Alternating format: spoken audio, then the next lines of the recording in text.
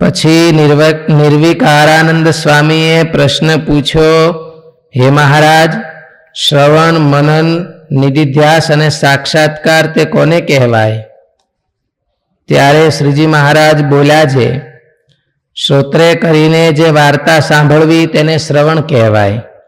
એટલે કે પવિત્ર અને નિરુપદ્રવ સ્થાનમાં બેસીને સ્થિર. સત્સંગી જીવનમાં લખ્યું છે શ્રવણ કોનું કરવું, કોની પાસેથી કરવું? તો ધર્મ એ યુક્ત હોય અને ભગવાનમાં હેત હોય, નિષ્ઠા હોય, એની પાસેથી કથાનું શ્રવણ કરવું. કથા તો હારી બધા કરતા હોય છે, પણ બધા પાસેથી સાંભળી લીધું એ શ્રવણ ભક્તિ ન કહેવાય. શ્રવણ ભક્તિ તો આને કહેવાય. શ્રીજી મહારાજ બોલ્યા છે, શ્રોત્રે કરીને જે વાર્તા સાંભળવી તેને શ્રવણ કહે છે. એટલે કે પવિત્ર અને નિરુપદ્રવ સ્થાનમાં બેસીને સ્થિર ચિત્તે સાંભળવાનું હોય છે. તે પણ ભગવાનના ભક્ત એવા વક્તાના મુખથી સાંભળવાનું હોય છે, ભગવદ વિમુખથી નહીં. કારણ કે અહીં જે શ્રવણ કહ્યું છે, મહારાજે ના પાડી ને કે વિમુખ જીવ કે વદન છે કથા સુની નહીં જાત, એટલે એટલું બાદ કરીને શ્રવણ કરવા દે.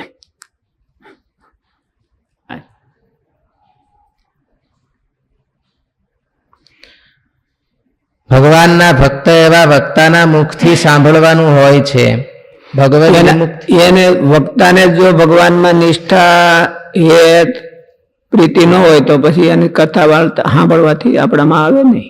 એટલે એવી રીતે શ્રવણ કરો. ભગવાનના ભક્ત એવા વક્તાના મુખથી સાંભળવાનું હોય છે, ભગવદ વિમુખથી નહીં. કારણ કે અહીં જે શ્રવણ કહ્યું છે તે ખાલી શ્રવણ નથી, પણ આત્મા અને પરમાત્મા એટલે કે મહારાજ તેના સાક્ષાત્કારનું સાધન બને એવું શ્રવણ કરવાનું હોય છે. શ્રુતિમાં પણ કહ્યું છે, આત્મા વારે દ્રષ્ટવ્ય, શ્રોતવ્ય, મંતવ્યો, નિધિધ્યાસિતવ્ય, સાક્ષાત કર્તવ્યશ્ચ. આત્મા પરમાત્માના સાક્ષાત્કારમાં તે મુખ્ય સાધન છે. શ્રીમદ ભાગવતમાં પણ શ્રવણ ભક્તિ આત્માના ઉદ્ધાર માટે મુખ્ય પુરવાર કરી છે. પરીક્ષિત અને ધુંધુકારી વગેરે તેમના શ્રેષ્ઠ દ્રષ્ટાંતો છે. હરિલામૃતમાં પણ શ્રવણ ભક્તિને નવધા ભક્તિમાં સર્વશ્રેષ્ઠ અને મુખ્ય ભક્તિ ગણાવી છે. તે પણ એવું શ્રવણ જ બીજી વસ્તુની જેમ સાંભળી લેવી એમ નહીં. તે પણ એવું શ્રવણ જે બીજી વસ્તુની જેમ સાંભળી લેવી એમ નહીં. પછી મહારાજ કહે છે કે જે વાર્તા શ્રવણ કરી હોય તે વાર્તાનો મને કરીને વિચાર કરી જેટલી વાર્તા ત્યાગ કરવા યોગ્ય હોય તેટલીનો ત્યાગ કરે, અને જેટલી વાર્તા ગ્રહણ કરવા યોગ્ય હોય તેટલી ગ્રહણ કરે તેને મનન કહેવાય. ઓલું બ્રહ્મસૂત્રમાં આવે છે ને, સ્વાધ્યાયો અધ્યેતવ્યા. એટલે એનાથી શું થાય? સ્વાધ્યાયો એટલે સ્વાધ્યાયો અધ્યેતવ્ય એટલે શું એનો અર્થ? સ્વાધ્યાય એટલે જ્ઞાન. સ્વાધ્યાયો વેદ રાશિ. એને અધ્યેતવ્ય એટલે એને વારંવાર રિપીટેશન કરવાનું. એનાથી એને શું થાય? એનાથી એમાં એને પ્રવૃત્તિ આપાતઃ જ્ઞાન થાય, ઓટોમેટિક થઈ જાય. આપાત વારંવાર રિપીટેશન કરે દે એટલે આપાત જ્ઞાન થાય કે અમારે કામનું ના અમારે નથી કામ. આ છે એ નાશવંત છે ને આ છે એ અવિનાશી. એવું એને આપાત જ્ઞાન થાય. પછી એમાં સ્વતઃ પ્રવૃત્તિ થાય. એટલે પછી મીમાંસામાં પછી એની દીપ મીમાંસા કરે. એમ કથા વાર્તા સાંભળી હોય અને રિપીટ એન્ડ રિપીટ તો એને એમાંથી તરત જ ખબર પડી જાય કે અમારે કામનું ના અમારે નથી કામ. પછી આમાં એને નિધિધ્યાસ કરવાનો, પોતાના જીવનમાં પ્રેક્ટિકલમાં મૂકવાનો કે અમારે આમ કે આમાં ભાઈ વાત આવી હતી, હાલો કે ભગવાનમાં આમ પ્રેમ થાય એના આવા લક્ષણ, તો પછી મારે હવે મારા જીવનમાં પ્રેક્ટિકલમાં કેમ મૂકવું? પ્રેક્ટિકલમાં મૂકે. એમ પ્રશ્ન કરે કે મારે એવો ભગવાનમાં પ્રેમ કરવો હોય, આમાં મારા જે વર્ણવ્યો એવો તો મારે કેમ કરવો? તમે બધું આપ્યું હોય એમ મને કરવા, એટલે એને નિધિધ્યાસ કહેવાય. અને નિધિધ્યાસ કરે એટલે સાક્ષાત્કાર થાય, આત્મા વારે દ્રષ્ટવ્ય હોય, દર્શન થાય, એટલે સાક્ષાત્કાર થાય. પણ એનો નિયમ શું? શ્રવણ કરતા મનન જાજવું જોઈએ. 1:10. 1 કલાક સાંભળીને 10 કલાક મનન કરવું જોઈએ. 10 કલાક સાંભળીને 1 કલાક મનન એમ નહીં. 1 કલાક સાંભળીને 10 કલાક મનન કરવું છે. અને 10 કલાક મનન કરેલું હોય એમાં 100 કલાક સુધી નિધિધ્યાસ કરવો છે. પ્રેક્ટિકલમાં મૂકવું તો એ માંડ આવે, તો એ કેટલુંક છૂટી જાય.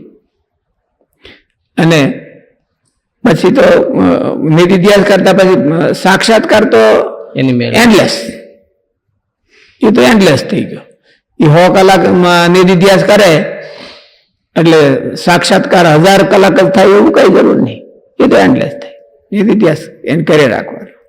1:10 એટલે ઓછામાં ઓછું 10 કલાક એનું મનન કરવું પડે. અને મનન કરે તો એના અર્થ છે એ સ્ફુરે, નહીં તો અર્થ ન સ્ફુરે. બરાબર. એટલે એનું માપ હોય. માણસો ઘણા નથી કહેતા કે અમે કેટલી કથાઓ સાંભળી નાખી. 100 કલાક કથા સાંભળી. મારા દ્વારા કીધું 1,00,000 વર્ષ સુધી કીધું છે. 1,00,000 વર્ષ સુધી સાંભળે તો કઈ થાય નહીં, દર્શન કરે એવું કીધું. દર્શન કરવાનો અર્થ એવું છે મનને. દર્શન 5 મિનિટ કરવાના, પછી 50 મિનિટ સંભાળવાનું, તો 1:10 થયા ને. અને પછી પ્રેક્ટિકલ શું કરવાનું? હાલતા ચાલતા એ 50 મિનિટમાંથી 500 મિનિટ હાલતા ચાલતા સાંભળવાના. તો પછી એને સાંભળે તો એન્ડલેસ થાય. એટલે 1:10 એનો આપણે કર્યો છે કે શાસ્ત્રમાં કીધું હોય નહીં, કમસે કમ એટલું તો કરવું પડે. કમસે કમ વધારે કરે તો સારી વાત છે.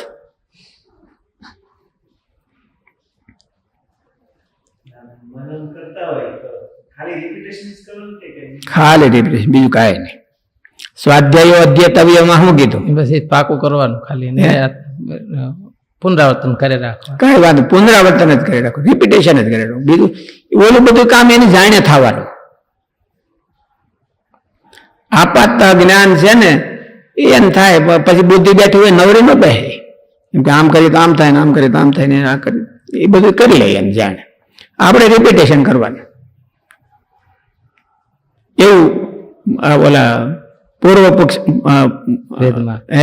ઉત્તર પક્ષ લઘુ સિદ્ધાંત પૂર્વ પક્ષ ને એમાં લઘુ સિદ્ધાંતમાં એવું કીધું રામાનુજાચાર્ય કે રિપીટેશન કરવામાં બહુ બુદ્ધિ હાલતી હોય એટલી તો એની સાથે કામ કરી લેવાની. આપણી બુદ્ધિમાં જે હોય એ તો આપણે રિપીટેશન કરતા હોય ત્યાર પછી કઈ ખાલી રિપીટેશન જ ન થતું હોય. મારી પર બીજા બધા હાવ બેઠા બેઠા હાવ કરતા હોય. મન ને આ બધા એને કઈ રિપીટેશન કરતી વખતે એ બધા સક્રિય હોય અને બુદ્ધિ તો ખાસ સક્રિય હોય. એટલે એ અને એમાંથી જોતું હોય એટલું બધું સિલેક્ટ કરી લેતું હોય. આપણે તો રિપીટેશન વધારે, જેટલું વધારે રિપીટેશન કરે એટલું વધારે આમ ક્લેરિફિકેશન થાય. એટલે ઓલા તો બધા નથી, ઓલા વૈદિકમાં ઓલા બ્રાહ્મણો બધા વેદને ઓલા ઉપનિષદ ની ભણે તો એને પાઠ જ કરવાનો હોય, બીજું કાંઈ નહીં. મીમાંસા તો પછી કરવાની, અને મીમાંસા તો એ પ્રેક્ટિકલ એમાં મીમાંસા કરવાની હોય છે. પણ આમાં તો નિધિધ્યાસ કરવાનો હોય છે. નિધિધ્યાસમાં મીમાંસા ઓટોમેટિક થઈ જવાની. નિધિધ્યાસ કરે ને જ્યારે ત્યારે મીમાંસા ઓટોમેટિક થઈ જવાની, અને મીમાંસા થાય ને પછી સાક્ષાત્કાર થાય. એટલે આમાં રિપીટ એન્ડ રિપીટ, બીજું કાંઈ નહીં. કથાનું મનન હોય તો રિપીટ એન્ડ રિપીટ, ભગવાનના દર્શન હોય તો રિપીટ એન્ડ રિપીટ. નકર એમાં બીજું દર્શનમાં બીજું મીમાંસા એવું કરવાની, રિપીટ એન્ડ રિપીટ, પૂરું થઈ. એટલે એને મનન કીધું. અને પછી નિધિધ્યાસ કરવાનો. કથા હોય તો એમાં પ્રેક્ટિકલ હોય એમ, અને દર્શન હોય તો એમાં પ્રેક્ટિકલ હોય, કાંઈક ક્રિયા કરતા કરતા પાછા હોતે યાદ કરવાની, એને પ્રેક્ટિકલ કીધું. એટલે એને નિધિધ્યાસ કીધો. નિધિધ્યાસ કરે, નિધિધ્યાસ હરખો થઈ જાય એટલે સાક્ષાત્કાર એને મેળા થઈ જાય છે. સાક્ષાત્કાર કરવામાં પછી આમાં જેમ પ્રયત્ન કર્યો એવો પ્રયત્ન કરવો પડે એવું નહીં. નિધિધ્યાસમાં જ પ્રયત્ન કરવો. સાક્ષાત્કાર તો એનું રિઝલ્ટ છે. આત્મવારે દ્રષ્ટવ્યો, શ્રોતવ્યો, મંતવ્યો, નિધિધ્યાસિતવ્ય. તેમાં દ્રષ્ટવ્યો તો છેલ્લો આવે, સાક્ષાત્કાર તો છેલ્લો આવે કે પહેલો આવે? પ્રાપ્તિમાં છેલ્લે આવે. હે, પ્રાપ્તિમાં તો એમાં છેલ્લે. લખ્યું તો પહેલું. એટલે પેલું એને દ્રષ્ટવ્યો એટલે એનો અર્થ શું થાય? મને સાક્ષાત્કાર કરવો, જો કરવો જોઈએ. સાક્ષાત્કાર કરો એમ. તો એમ કેમ કીધું? એમ એટલે લક્ષ પહેલા બાંધી દીધું. લક્ષ પહેલા મારે શું કરવું છે, અઘરું હોય તો એમ. અને ઓલું લક્ષ બાંધ્યું એટલે ઓલું તો શ્રવણ ને મનન ને એ તો એને અર્થતઃ પ્રાપ્ત છે, કરવું જ પડે, નકર ન કરે તો ન થાય. એ તેના સાધનો છે, ઓલું સાધ્ય છે દ્રષ્ટવ્ય. એટલે રિપીટ એન્ડ રિપીટ, બીજું કાંઈ નહીં. થોડુંક રિપીટેશન કીધું હોય પ્રેક્ટિકલમાં મૂકી દેતા તો કરાય કે રિપીટેશન એટલે તોય ચાલુ હોય. પ્રેક્ટિકલમાં મૂકતા મૂકતા એ રિપીટેશન ચાલુ રાખો. યજ્ઞો દાન તપસ્યા ભાવનાની મનીષા, એને ક્યારે ત્યાગ ન કરો. એટલે ત્યાગ આપણે પ્રેક્ટિકલમાં મૂકીને સાક્ષાત્કાર હોતે થઈ ગયો, પછી મનન કરવું કે નહીં? પછી મનન કરવું. શું કરવા? સાક્ષાત્કારની ક્લેરિટી વધતી જાય. અતિશય અધાન. સાક્ષાત્કારમાં વધારે વધારે તેજ આવતું જાય, વધારે વધારે સ્ટ્રોંગ થતું જાય. એને કહેવાય અતિશય આધાન. એટલે એ સાધન છે, સાધ્ય પ્રાપ્ત થઈ જાય તો આ ભગવાનના માર્ગમાં સાધન છે એ છોડવાના નહીં, એને ચાલુ રાખવાના. યજ્ઞો દાન તપસ્યા પાવનાની મનીષેણામ. મનીષી એટલે સાક્ષાત્કાર વાળા. ઋષિ મુનિ સાક્ષાત્કાર વાળા હોય એને શું પવિત્ર કરે?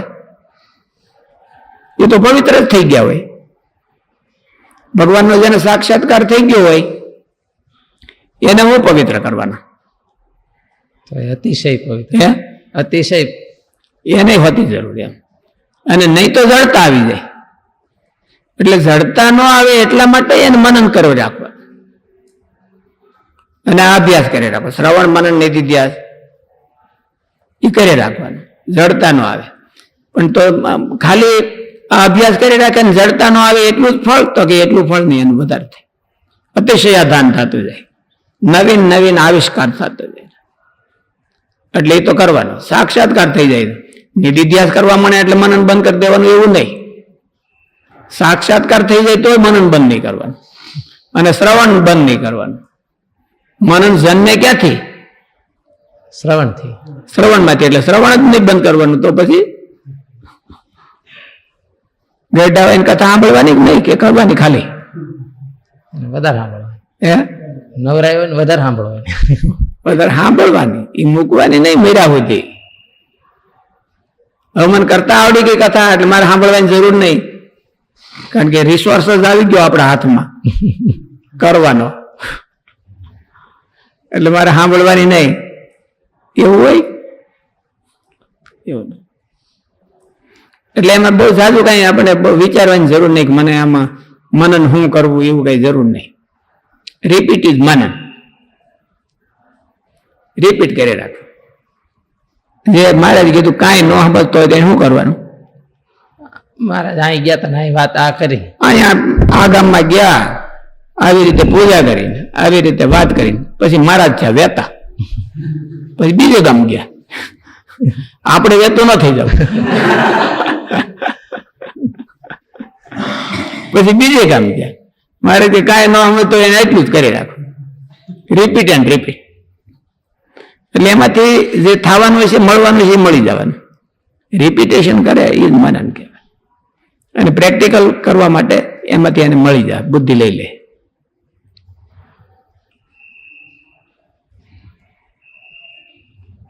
અને એ છેલ્લા શ્વાસ સુધી એમ સાક્ષાત્કાર થઈ જાય તોય હોતે શ્રવણ મનન ને નિધિધ્યાસ તો ચાલુ જ રાખો.